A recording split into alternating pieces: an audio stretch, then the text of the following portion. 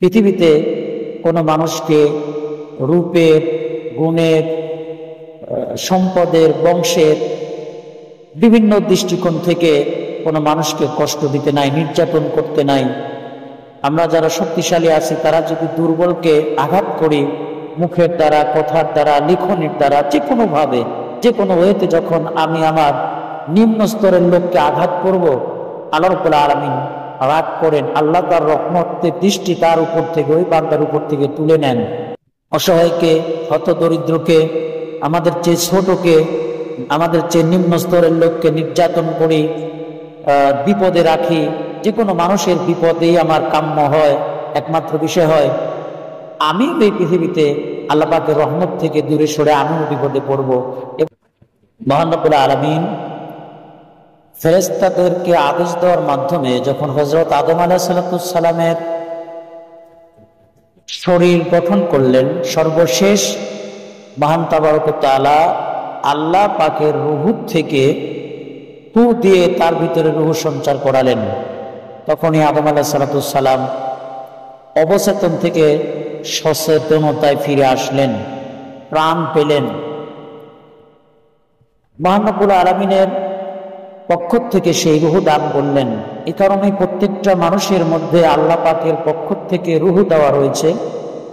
এজন্যই পৃথিবীতে কোনো মানুষকে রূপের, গুণের, সম্পদের, বংশের বিভিন্ন দৃষ্টিকোণ থেকে কোনো মানুষকে কষ্ট দিতে নাই, নির্যাতন করতে নাই।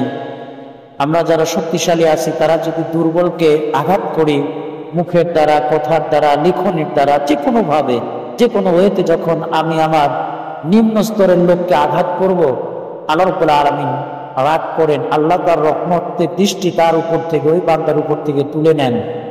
কিয়ামতের দিন এমন অবস্থা হবে, যারা আমরা এই দুনিয়াতে কোনো অসহায়কে, হতদরিদ্রকে, আমাদের চেয়ে ছোটকে, আমাদের চেয়ে নিম্ন স্তরের লোককে নির্যাতন করি, বিপদে রাখি।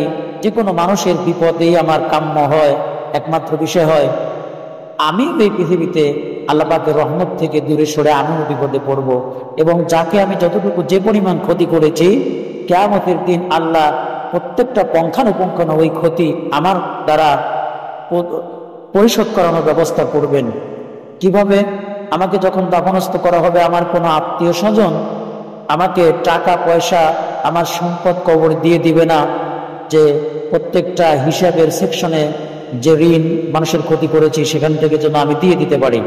তাহলে কেমনে সেই অন্যায়গুলো, আমার করা সেই অপরাধগুলো, আমার হাত দ্বারা করা মানুষের ক্ষতিগুলো কিভাবে আল্লাহ পাক প্রতিশোধ নেবেন, পরিশোধের ব্যবস্থা করবেন? সেটার সিস্টেম হলো আমার পড়া নামাজ, আমার পড়া নফল দান সদকা, আমার পড়া যত কষ্টের আপনার ফজিলতের কাজ আছে, সব কিছু থেকে যতটুকু ক্ষতি আমি করেছি, ওই পরিমাণ ক্ষতি যার করেছি তার আমল নামায় যাবে।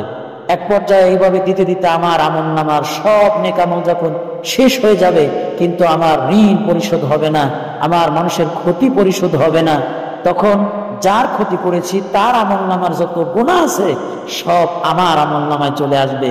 তাই ভাই সব অনুরোধ করছি, এমন যেন না হয় এত আমল করছি, এত বুজুর্গ হচ্ছি, রাত জেগে তাহাজ্জুদ করছি, আমার এই আমল নামার থেকে যেন অন্যকে দিয়ে দিয়ে আমি নিজেই ফকির না হয়ে যাই। রাসূল পাক সাল্লাল্লাহু আলাইহি সাল্লাম বলেছেন, আমার উম্মতের মধ্যে একদল উম্মত হবে যারা আমল করবে কষ্ট করে, কিন্তু কিয়ামতের দিন দেখবে তাদের আমল